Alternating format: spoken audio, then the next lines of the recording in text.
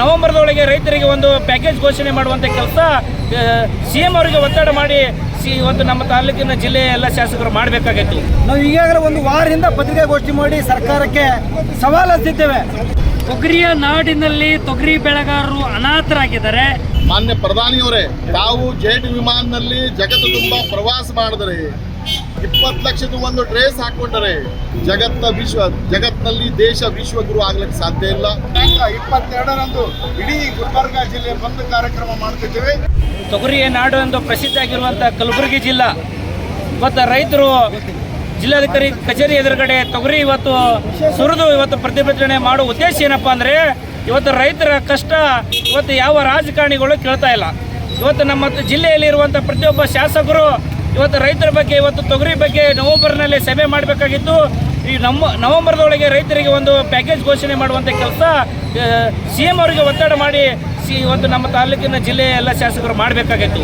ಆದರೆ ಅವರು ನಡೀತಿರುವಂಥ ನಡತೆ ಗೊತ್ತಾಗ್ತದೆ. ರೈತರ ಪರವಾಗಿಲ್ಲ. ಅವರು ಬರೀ ಅವರ ತಾಲೂಕಿನಲ್ಲಿ ಯಾವ ಕೆಲಸ ತಂದರೆ ಅವರಿಗೆ ಪರ್ಸೆಂಟೇಜ್ ಹೆಚ್ಚು ಸಿಗ್ತದೆ ಅದ್ರ ಮೇಲೆ ಅವರು ಗಮನ ಸೆಳ್ತಾ ಇದ್ದಾರೆ ಹೊರತು ರೈತರಿಗೆ ಸಹಕಾರ ಮಾಡಬೇಕನ್ನುವಂಥ ಅವ್ರ ಉದ್ದೇಶ ಯಾವ ಶಾಸಕರಿಗೂ ಕೂಡ ಇಲ್ಲ.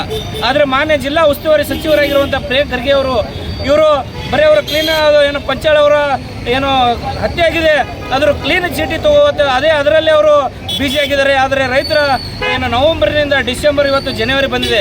ಇಲ್ಲಿವರೆಗೂ ತೊಗರಿ ಖರೀದಿಯಲ್ಲಿ ಇವತ್ತು ಪ್ಯಾಕೇಜ್ ಒಂದು ಜಯದೇವ್ ಹಾಸ್ಪಿಟಲ್ ಉದ್ಘಾಟನೆ ಮಾಡುವ ಸಂದರ್ಭದಲ್ಲಿ CM ಸಿದ್ದರಾಮಯ್ಯ ಅವರು ಕೂಡಲೇ ಇದರ ವರದಿ ತಗೊಂಡು ಒಂದು ಪ್ಯಾಕೇಜ್ ಘೋಷಣೆ ಮಾಡ್ತೀನಿ ಅಂತ ಹೇಳಿ ಒಂದು ಸುಳ್ಳು ವಿಶ್ವಾಸವನ್ನು ನಮಗೆ ಮಾಡಿದ್ರು.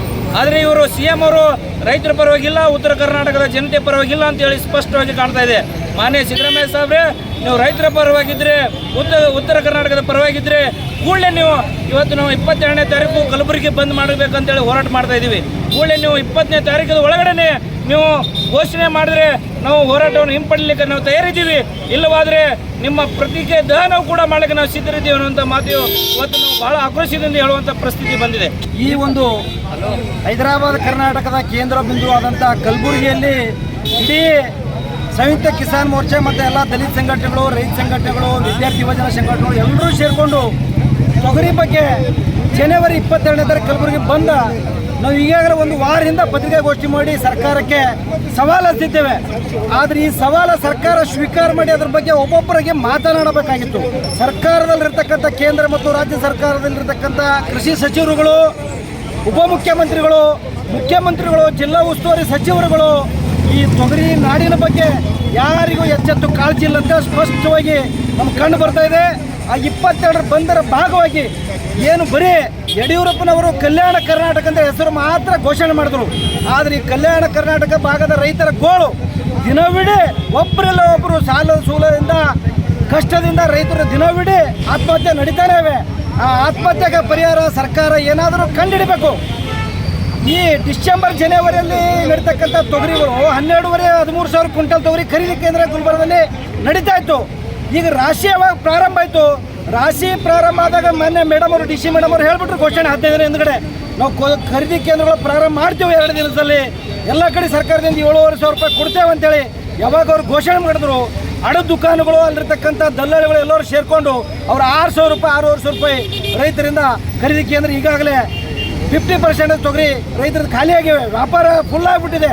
ಅವರು 3-4 ತಿಂಗಳೆಲ್ಲ ಸ್ಟಾಕ್ ಮಾಡ್ಕೊಂಡು ಮಾರ್ಚ್ದಿಂದ ಅವರು ಮತ್ತೆ ಅವ್ರು ತೊಗರಿ 11,000, 12,000, 13,000 ರೂಪಾಯಿ ಕ್ವಿಂಟಲ್ ಅವ್ರು ಏನು ಖರೀದಿ ಮಾಡೋ ರೈತರ ಕಡೆಯಿಂದ ಈ ಥರ ಮೋಸ ಇಡೀ ಹೈದರಾಬಾದ್ ಕರ್ನಾಟಕ, ಕಲ್ಯಾಣ ಕರ್ನಾಟಕದಲ್ಲಿ ನಡೀತಾ ಇದೆ.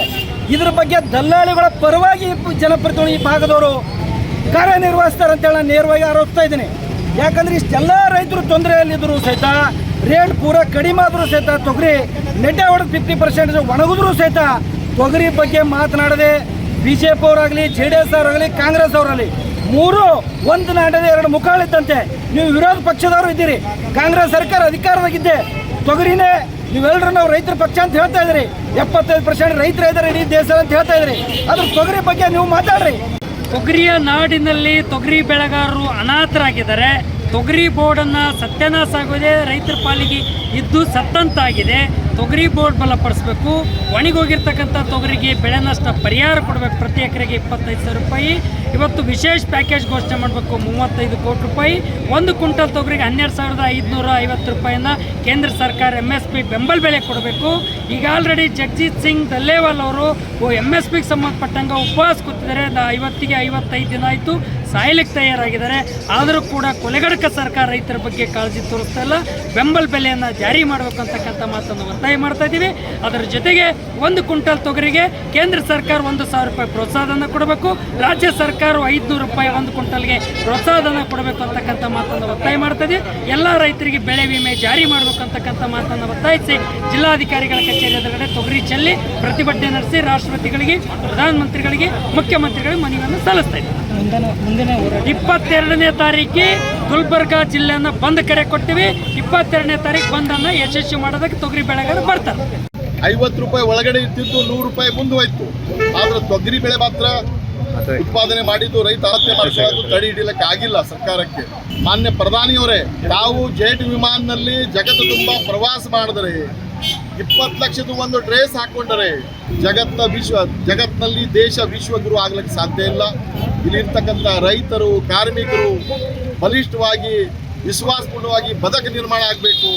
ಅವಾಗ ಮಾತ್ರ ಇದು ಕೃಷಿ ಸಂಸ್ಕೃತಿ ಉಳಿಮೆಗಾಗಿ ಹೋರಾಟ ಮಾಡಬೇಕು. ನೀವು ಏಕ ಧರ್ಮ ಏಕ ಸಂಸ್ಕೃತಿ ಅಂತ ಏನೋ ಹೋರಾಟ ನಡೆಸಿದ್ರಲ್ಲ, ವಿಷ ಬೀಜ ಬಿತ್ತಾ ಇದ್ದಿರಲ್ಲ, ಅದು ಬಿಟ್ಟು ಇದು ಕೃಷಿ ಸಂಸ್ಕೃತಿ, ಜನರ ಜೀವನ ಉತ್ತಮವಾಗಿ ಉಳಿಮೆಗಾಗಿ ಹೋರಾಟ ಮಾಡಿದರೆ, ಕೆಲಸ ಮಾಡಿದ್ರೆ ಒಳ್ಳೆಯದು. ತಾವು ಎಷ್ಟು ಚಂದ ಮಾತು ಕೊಟ್ಟಿದ್ರಿ. 13 ತಿಂಗಳ ಹೋರಾಟ ನಡೆದಾಗ ರೈತರಿಗೆ ಲಿಖಿತವಾಗಿ ಭರವಸೆ ಕಟ್ಟಿದ್ದು MSP ನಾನು ನಿಗದಿ ಮಾಡ್ತೀನಿ, ಸ್ವಾಮಿನಾಥನ ವರದಿ ಆಧಾರದ ಮೇಲೆ ನಿಗದಿ ಮಾಡ್ತೀನಿ ಅಂತ ಏನು ಮಾತು ಕೊಟ್ಟಿದ್ರಿ.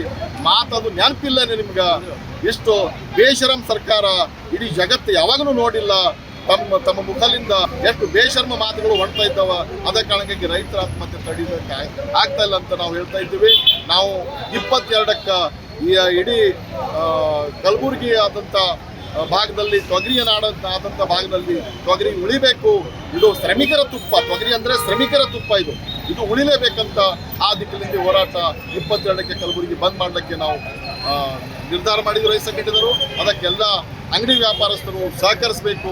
ಇದರಲ್ಲಿ ಅನೇಕ ರೈತರು, ಕಾರ್ಮಿಕರು ಭಾಗವಹಿಸಬೇಕಂತ ನಾವು ವಿನಂತಿಸುತ್ತೇನೆ. ಮೌದಾಬುಲ್ಲಾ, ಅಖಿಲ ಭಾರತ ಕಿಸಾನ್ ಸಭಾದ ರಾಜ್ಯ ಕಾರ್ಯದರ್ಶಿ. ಗುಲ್ಬರ್ಗಾ ಕೇಂದ್ರ ತೊಗರಿ ಕಣಜ ಅಂತ ಎಲ್ಲ ಕಡೆ ಬಿಂಬಿತವಾದಂಥದ್ದು ತಮಗೆಲ್ಲ ಗೊತ್ತಿದ್ದಂಥ ಸಂಗತಿ.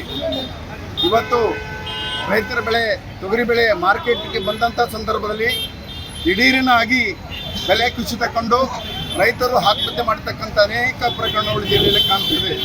ಈ ಒಂದು ರೈತರ ಆತ್ಮಹತ್ಯೆಗೆ ಕೇಂದ್ರ ಮತ್ತು ರಾಜ್ಯ ಸರ್ಕಾರ, ಎರಡೂ ಸರ್ಕಾರಗಳು ಕಾರಣ ಅಂತಕ್ಕಂಥದ್ದು ನಾವು ಒತ್ತಿ ಹೇಳಬೇಕಾದಂಥ ಪ್ರಸಂಗ ಬಂದಿದೆ.